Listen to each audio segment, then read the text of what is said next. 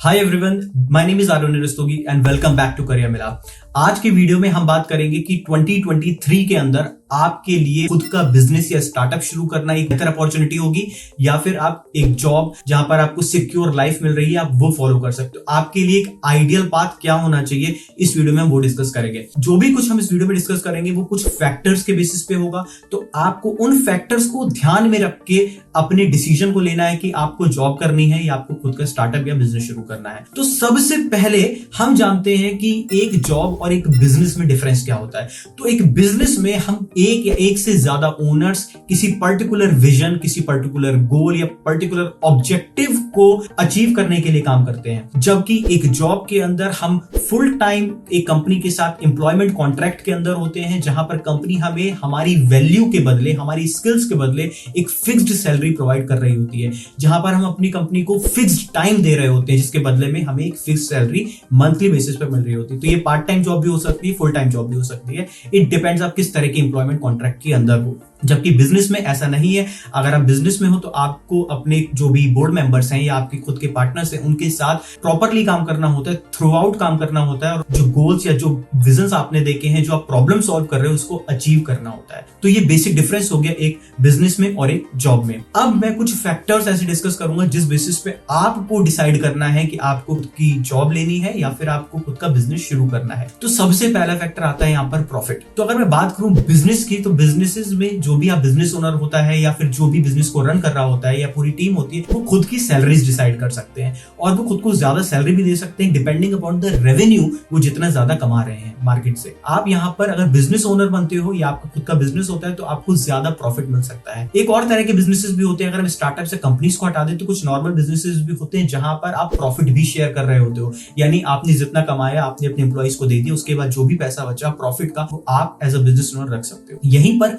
जो जॉब है वहां पर आपको फिक्स्ड सैलरी मिल रही होती है, वहां पर आपको कोई प्रॉफिट नहीं शेयर हो रहा होता बल्कि एक फिक्स सैलरी मिल रही होती है जिसे आप मंथ एंड में ले लेते हो, लेकिन इसके लिए आपको फिक्स्ड आवर्स देने पड़ते हैं। दूसरा पॉइंट आता है यहाँ पर विजन। विजन में एक बिजनेस ओनर का खुद का विजन होता है, जो भी आप स्टार्टअप कर रहे हो या कंपनी रन कर रहे हो, खुद का विजन है, आपकी टीम का विजन है, आप उस विजन को अचीव करने के लिए चाहते हो। जबकि जॉब के अंदर अगर आप खुद की जॉब लेते हो या आप किसी कंपनी के साथ काम करते हो तो उस केस के अंदर आप खुद का विजन नहीं दे पाते, यानी आपका खुद का विजन नहीं होता, आप कंपनी के विजन को अचीव करने के लिए जा रहे होते हो। आप सिर्फ वो विजन डिसाइड कर सकते हो जिस कंपनी ने आपको जिस रोल के लिए हायर किया है, उस काम को आप कितना प्रोडक्टिवली कर पाते हो, आप सिर्फ ये विजन डिसाइड कर सकते हो और इस विजन पे काम कर सकते हो। आप कंपनी का विजन, एक कंपनी का गोल क्या हो सकता है, आपको जो मैक्सिमाइज क्या पोटेंशियल अचीव कर सकते हो, वो आपके हाथ में नहीं होता डिसाइड करना। थर्ड पॉइंट यहां पर आता है रिस्क।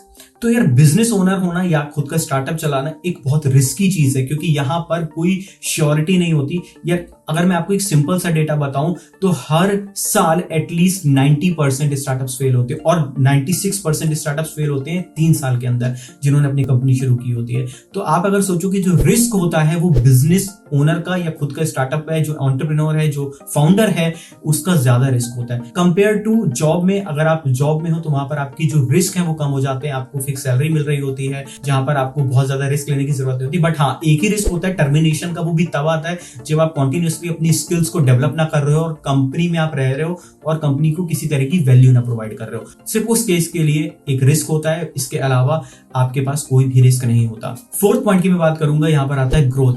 तो एक बिजनेसेस की ग्रोथ ज्यादा होती है, यानी जितनी ज्यादा ग्रोथ उतना ज्यादा रेवेन्यू, उतनी ज्यादा सैलरी। एक बिजनेस ओनर डिसाइड कर सकते हैं, एंटरप्रेन्योर डिसाइड कर सकता है। जो भी ग्रोथ होती है वो डिपेंड करती है कि आपके मार्केट में कितने ज्यादा कोलैबोरेशंस हुए, कितनी ज्यादा आपकी पार्टनरशिप्स हुई, आपके साथ और कौन कौन जुड़ा। तो ग्रोथ को मेजर करने का जो तरीका होता है वो होता है कंपनी का रेवेन्यू या कंपनी की कोलैबोरेशंस या फिर कंपनी की पार्टनरशिप्स अपने क्लाइंट्स के साथ या अपने स्टेक होल्डर्स के साथ। सिमिलरली जॉब के टाइम पर अगर हम देखें तो ग्रोथ को आप मेजर कर सकते हो अपनी सैलरी के अकॉर्डिंग, अपने प्रमोशंस के अकॉर्डिंग, और आपको कितना इंसेंटिव मिल रहा है। तो ये बेसिक डिफरेंस होता है और ये मंथ ऑन मंथ बेसिस पे होता है और क्वार्टर ऑन क्वार्टर बेसिस पे होता है। नेक्स्ट यहाँ पर आता है मोटिवेशन फैक्टर।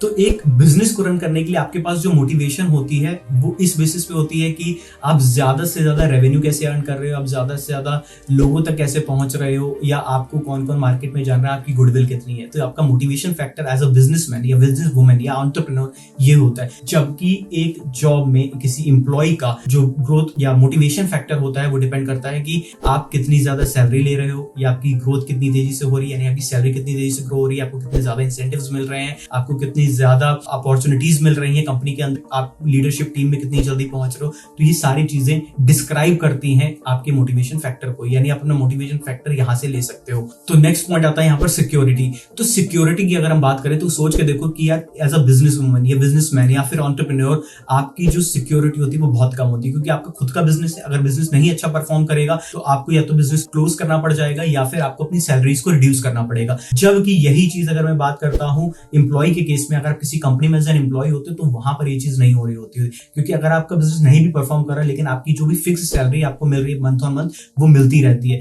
तो यहाँ पर जो एम्प्लॉय होता है उसकी लाइफ में सिक्योरिटी होती है, लेकिन जो बिजनेसमैन या एंटरप्रेन्योर या बिजनेस वुमन होती है उसकी लाइफ में सिक्योरिटी उस लेवल की नहीं होती। नेक्स्ट हम बात करते हैं वर्क लाइफ बैलेंस की। तो यहाँ पर एज अ बिजनेस ओनर या एंटरप्रेन्योर आपका जो वर्क लाइफ बैलेंस होता है वो टोटली हिला हुआ होता है। मतलब कि यहाँ पर आपको हो सकता है सबसे पहले आके और सबसे लास्ट तक काम करना है, सबसे ज्यादा इन्वॉल्व रहना है, क्योंकि आपको अपने बिजनेस को ग्रो करना है, आपको अपने बिजनेस से ज्यादा से ज्यादा रेवेन्यू जनरेट करना है, आपको ज्यादा से ज्यादा पार्टनरशिप्स करनी है, आपको ज्यादा से ज्यादा लोगों तक पहुंचना है, ज्यादा से ज्यादा लोगों की प्रॉब्लम सॉल्व करनी है। लेकिन यही चीज एम्प्लॉय के केस में नहीं होती। वो अपनी फिक्स्ड आवर्स देते हैं। अगर उनके 9 घंटे फिक्स है डेली बेसिस पे मंडे टू फ्राइडे, तो उन्हें सिर्फ उतने ही दिन काम पे आना है। सैटरडे संडे उनका ऑफ है तो उन्हें उस दिन छुट्टी लेनी है, यानी उनकी जो वर्क लाइफ बैलेंस होती है वो सॉर्टेड होती है। तो ये कुछ फैक्टर्स थे जिस बेसिस पे आप अंदाजा लगा सकते हो कि आपको आज के टाइम पर खुद का बिजनेस शुरू करना चाहिए या आप एक जॉब ले सकते हो। कुछ चीजें मैं यहाँ पर खुद ऐड करना चाहूंगा जो मेरे खुद के पॉइंट ऑफ व्यूज है। वहां पर मैं ये चीज बोलूंगा कि ये जो इंडिया में टाइम चल रहा है वो बेस्ट टाइम है किसी भी स्टार्टअप को करने का, यानी जो अपॉर्चुनिटीज है वो बहुत ज्यादा है। हमारे इंडिया में अभी सिर्फ 70 करोड़ ऐसे लोग हैं, अगर मैं बात करूं कि 70 से 80 करोड़ ऐसे लोग हैं जिनके पास इंटरनेट आसानी से पहुंच चुका है। और उस इंटरनेट पर आने के लिए अगर आप कोई भी प्रोडक्ट बनाते हो या कोई भी सर्विसेज बनाते हो लोगों के लिए जो उनकी किसी ना किसी बड़ी प्रॉब्लम को सॉल्व कर रहे हैं, एक बड़े लेवल पे सॉल्व कर रहे हैं, तो आपकी स्टार्टअप के चलने की पॉसिबिलिटी या ग्रो होने की पॉसिबिलिटी और भी ज्यादा हो जाती है। तो ये बेस्ट टाइम है स्टार्टअप करने का। लेकिन उसी के साथ ये भी मैं ऐड करूंगा कि अगर आप एक नॉर्मल लाइफ, एक आसान लाइफ चाहते हो, आप चाहते हो जहां पर आपको बहुत ज्यादा हेक्टिक ना हो आपकी लाइफ, आपको बहुत अच्छा वर्क लाइफ बैलेंस मिले, आपको सैटरडे संडेज को ऑफ मिले ताकि आप अपनी फैमिली के साथ भी टाइम स्पेंड कर पाओ या अपने जो भी लव्ड वंस हैं उनके साथ टाइम स्पेंड कर पाओ, तो आपके लिए जॉब एक अच्छा ऑप्शन है। तो आप सोच लो, डिसाइड कर लो इन फैक्टर्स के बेसिस पे और तब देखो कि आपको किस जगह करियर बनाना है, या आपको खुद का बिजनेस स्टार्ट करना है, एंटरप्रेन्योर बनना है, या आपको एक जॉब लेनी है, आप किसी कंपनी के साथ एज एन एम्प्लॉय काम करना चाहते हो। दोनों ही चीज बुरी नहीं है, क्योंकि मार्केट में बहुत चीज फैली हुई है कि जो जॉब करता है वो खराब है और जो बिजनेस करता है उसी के लिए ज्यादा अपॉर्चुनिटीज हैं या वो ज्यादा ग्रो कर सकता है। ऐसा नहीं है, बहुत सारे आज डेवलपर्स हैं, बहुत सारे मार्केटियर्स हैं, बहुत सारे डिजाइनर्स हैं जो एक अच्छे पैकेज पे कंपनी के साथ एज एन एम्प्लॉय जुड़े हुए हैं और अच्छा पैकेज अर्न कर रहे हैं। तो ये आपकी चॉइस है, आपको कहां पर करियर बनाना है। आप इन पॉइंट्स को एनालाइज करो और इस बेसिस पे खुद का डिसीजन लो। मिलते हैं अगले वीडियो में, तब तक के लिए जो भी डाउट आपके दिमाग में आ रहा है, कुछ भी आप पूछना चाहते हैं वो आप कमेंट सेक्शन में मेंशन कर सकते हो और इस वीडियो को ज्यादा से ज्यादा लोगों के साथ शेयर करो, अपने फ्रेंड्स के साथ। अगर आप एक स्टूडेंट हो तो जरूर अपने जो भी आपका क्लोज सर्किल है आप उसके साथ ये चीज डिस्कस करो, शेयर करो आप, ताकि आप भी तेजी से ग्रो कर पाओ। मिलते हैं अगले वीडियो में, तब तक के लिए stay healthy, stay safe and keep learning. Thank you.